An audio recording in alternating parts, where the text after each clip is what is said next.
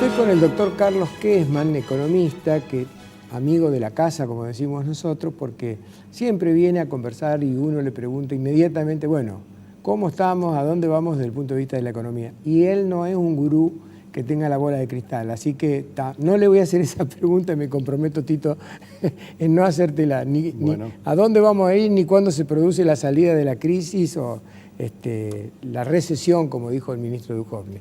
¿Cuál es tu visión en este momento?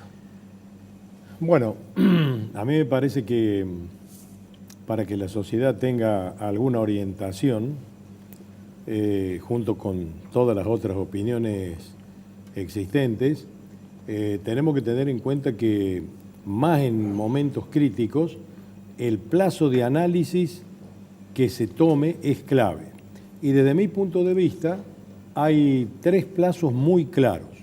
El primero y más crítico e importante es el último trimestre del 2018, es decir, octubre, noviembre y diciembre de este año. ¿Por qué? Porque atento a cómo nuestro país, en definitiva, por la acción de toda la dirigencia política, gobierno y oposición, como también de lo que ocurrió a nivel mundial, estuvo en marzo-abril al borde por el defecto de la oferta de crédito y los costos del crédito a nivel mundial, de ir a un default con el endeudamiento creciente que la política gradualista traía. Entonces, en ese sentido, hay que ser muy claros. Íbamos a un default, sorpresivo o no, pero fruto de todo lo que la oposición y el gobierno hicieron desde octubre del año pasado hasta ahora, como de lo que hizo Trump a nivel internacional y de la lucha comercial chino-norteamericana, que dificultaron los flujos de fondos y los costos del crédito a nivel mundial. Ante esa realidad yo diría, es crítico el plazo octubre, noviembre, diciembre, porque tienen que ocurrir, dado lo que ya está tomado en la política económica, algunos efectos muy importantes. El primero, con esta cuestión del déficit cero y la oferta monetaria cero, hay un punto muy importante que es la desaparición o la reducción de la inercia inflacionaria. Nuestra sociedad viene de un 40-45 en el 2017 y tiene que pasar a otra de casi la mitad, del 20 al 25% en el 2019. Eso significa que, sobre todo los empresarios, donde está radicada la inercia inflacionaria del 2 al 4% mensual, tienda a desmantelar la inercia inflacionaria y pasar a una nueva perspectiva de precios, presionado por la caída de la oferta monetaria sobre todo y la falta de crédito que se va a dar por lo menos en los próximos 90 días. Paralelamente, yo diría una salvación para la sociedad, las paritarias, obreros y empleadores, tienen que llevar adelante una adecuación de todos los sectores formales a la nueva situación creada después de la corrida cambiaria de marzo a abril. Y finalmente yo diría, el mercado informal y los pobres excluidos tendrán que ser atendidos de una manera prioritaria. Estos efectos son claves para llegar a diciembre, pero lo importante es lo que la dirigencia política, gobierno y oposición construyan en el 2019. No nos olvidemos que el acuerdo con el fondo último ha adelantado los desembolsos del fondo al 2019, dejando huérfano de apoyo hasta ahora al que deba hacerse cargo de nuestro país desde el 2020. Por consiguiente, en el 2019, ¿qué hay que construir?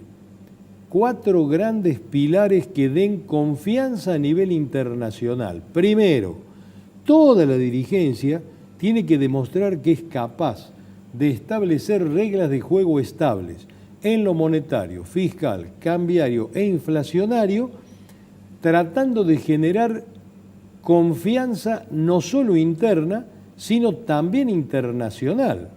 El segundo punto, aunque digan que hay una apertura irrestricta de las importaciones, la Argentina viene, desde la época que acabas de comentar de la década del 40, sin resolver lo que se llama el grado de competencia interior, que es una simbiosis entre la apertura de la economía hacia el mundo, que no la tenemos resuelta en décadas, y la ley de defensa de la competencia y del consumidor interior. Eso hay algún avance muy primitivo, pero es otro gran pilar a construir en el 2019. Y luego, lo que por mi parte le llamo la dilapidación de recursos, que tendría que ser la asignación óptima de recursos. La política maneja entre el 45 y el 55% del Producto Bruto Interno argentino. ¿Qué hace con esa cantidad de recursos? Bueno, cuarto pilar, la lucha contra la pobreza. Nosotros no vamos a poder luchar contra la pobreza generando puestos de mayor calidad, mejor remunerados, si no somos capaces de construir en el 2019 reglas de juego estables para el largo plazo. Segundo, resolver el problema de la competencia interna e internacional, la inserción internacional de la Argentina con el Mercosur al mundo. Y tercero, ¿hacia dónde van los recursos de la Argentina, públicos y privados? Eso va a resultar en definitiva si la pobreza va a seguir aumentando o no. Realmente es una vergüenza social que nosotros tengamos que afrontar en el orden del 30 al 35% de pobres y un mercado informal en lo productivo del orden del 35-40%. Eso es lo que hay que resolver en el 2019 y no tenemos que escaparnos. Y termino con algo posiblemente duro. Si esto no se consigue, ¿qué va a hacer el nuevo gobierno que se haga cargo en el 2020? Ahí sí, si no tenemos confianza, ni financiamiento internacional del fondo ni de los mercados libres, el nuevo gobierno y la sociedad argentina tendrán que afrontar lo que vos comentabas, sus verdaderos costos, los costos de no hacer lo que debe hacerse en el momento que corresponde, pero no en los últimos meses, desde hace muchas décadas. Es cierto. Te escuchaba con atención lo importante de todo lo que estás diciendo y a último momento mencionaste el tema de los inversores, las inversiones. Y viste que vos que dicen, bueno, Macri se llenó la boca diciendo va a venir una lluvia de inversiones. Y cuando uno habla con quienes están en contacto con los posibles inversores extranjeros, dicen, mira, hay dos temas que hay que aclararlos primero. Uno es la tremenda presión impositiva que hay en la Argentina, que no la hace competitiva en los mercados mundiales. Y el otro es una ley laboral tremendamente arcaica, azoica, si querés, antigua, donde ya no existe más ningún lugar del mundo. Y si querés agregarle un tercer elemento, Argentina es el país más sindicalizado del planeta. En el único lugar donde los sindicatos manejan la salud de los trabajadores, las obras sociales, es en Argentina. Israel era el otro y hace 2 años creó un Instituto Nacional de la Salud y se sacó el problema de encima. Entonces Argentina tiene problemas de estructura pero antiguos que los tiene que resolver. Hay que ver si políticamente se pueden poner de acuerdo. Y te quiero hacer la pregunta siguiente. Mencionaste el tema paritarias. Las paritarias, viendo el entramado que tenemos hoy de crisis o recesión, como quieras llamarle vos, ¿tiene que respetarse a rajatabla una cláusula gatillo automática o tiene que ser conversable? Bueno, a mí me parece que la paritaria tiene dos partes, los empleadores y los obreros, representados por sus sindicatos. Dejemos de lado de que el 40% de los empleados es informal, ¿no? Y eso corre en su propia suerte. En ese sentido, me parece que de una discusión ordenada, sobre todo a nivel privado, va a surgir un equilibrio.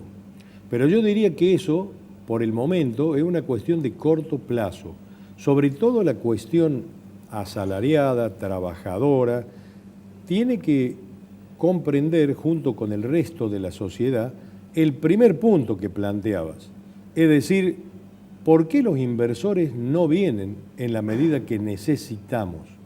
Y eso está muy vinculado a las reglas de juego de largo plazo. El inversor necesita reglas de juego que en la práctica están sobre todo vinculadas a conocer cuál va a ser el valor del dólar y del riesgo país. El riesgo país es una medida de la confianza internacional que define el costo del crédito al cual enfrenta la sociedad. Pero pareciera que lo del dólar es trivial. Lo que ocurre es que el inversor internacional, su rendimiento, cuando él entra el capital, el tipo de cambio está ahora, por ejemplo, a 39 pesos el dólar. De acá a 3 meses, de acá a 2 años, y si él hace una inversión importante, estable en el tiempo, dentro de 5 años, ¿podrá remitir utilidades? ¿Podrá sacar capitales? ¿A qué tipo de cambio? ¿Va a haber control de cambios?